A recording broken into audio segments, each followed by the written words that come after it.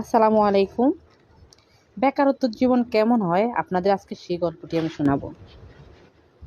এই সমাজে বেকার হয়ে বেঁচে থাকা মানে অভিশাপ হয়ে বেড়ানো। কথাটা কেন বলছি তাহলে পুরো ভিডিওটা দেখুন। একটা ছেলে যখন বেকার থাকে তখন সে শুধুমাত্র অর্থনৈতিক সংকটে ভোগে না, তার প্রতি লোকের সম্মান নষ্ট হয়ে যায়। পরিবারের লোকেরা তার উপস্থিতি মেনে নেয় অভ্যাসবশত। বাইরের দুনিয়া তাকে নিয়ে হাসাহাসি করে। তার দিনগুলো কাটে অপমান ও অপারগতায়। ধীরে ধীরে সে সমাজের কাছে অদৃশ্য হয়ে যায়। সকালে ঘুম থেকে উঠে মনে হয় আর একটা দিন গেল, কিন্তু কিছুই বদলালো না।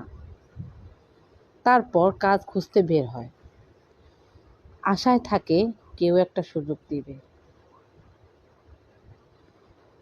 তারপর দরজার পর দরজা বন্ধ হয়ে গেল। কেউ বিশ্বাস করতে চায় না সে পারবে, কারণ তার অভিজ্ঞতা থাকা সত্ত্বেও কেউ তাকে কাজে রাখবে না। এই কথাগুলো তার আত্মবিশ্বাসকে ধ্বংস করে দেয়। বাড়ি ফিরে দেখে মা মুখ নিচু করে চুপচাপ বসে আছে। বাবা মুখ ঘুরিয়ে নেন। ছোট ভাই বোনদের চোখে এক ধরনের প্রশ্ন, তুমি আসলে করছোটা কি? আস্তে আস্তে সব ভালোবাসার মানুষগুলো ধীরে ধীরে দূরে সরে যায়। কারণ সম্পর্ক টিকিয়ে রাখতে হলে টাকা রোজগার করা শিখতে হয়, নিজেকে প্রমাণ করতে হয়। এই নিষ্ঠুর পৃথিবীতে টাকা না থাকলে বন্ধুরাও দূরে সরে যায়, আত্মীয়রা মজা করে, প্রতিবেশীরা হাসাহাসি করে।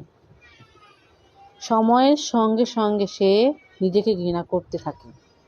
একদিন সে বুঝতে পারে স্বপ্ন দেখা উচিত নয়, স্বপ্ন দেখা তার জন্য ঠিক নয়। একদিন সে আর স্বপ্ন দেখে না। তাই এই দুনিয়ায় শুধু সাফল্যের কথা শুনতে চায় সবাই।